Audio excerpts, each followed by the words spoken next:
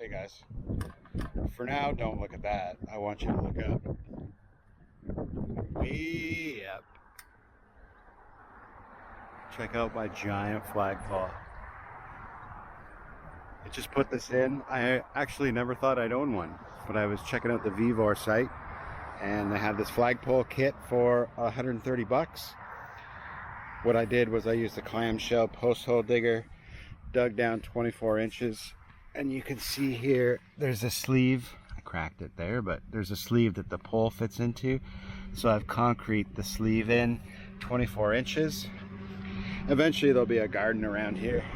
It does have a rope with an anchor to tie it to, and you can either pull it up, pull it down. It comes with a few carabiners. This is the 30-foot edition. It's the biggest one they got. I got it in black. The thing on the top is a solar LED. That didn't come with it. That was just a gift, actually. But this whole kit, like I said, the flagpole was 130 bucks. A bag of concrete was 6, and 2 flags from the Amazonians, 20 bucks. So I got everything for under $200, and that's awesome. And I put this flagpole pretty much right in the middle of my yard so everybody can see it, because that's where it's supposed to be. It's got 1, 2, 3, 4, 5, 6 5-foot sections that just piece together.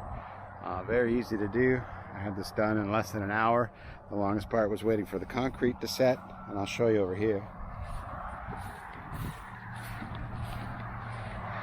I've just started making a bed around this small red maple, but eventually I just got a trailer full of mulch, so I'm going to put mulch all around this.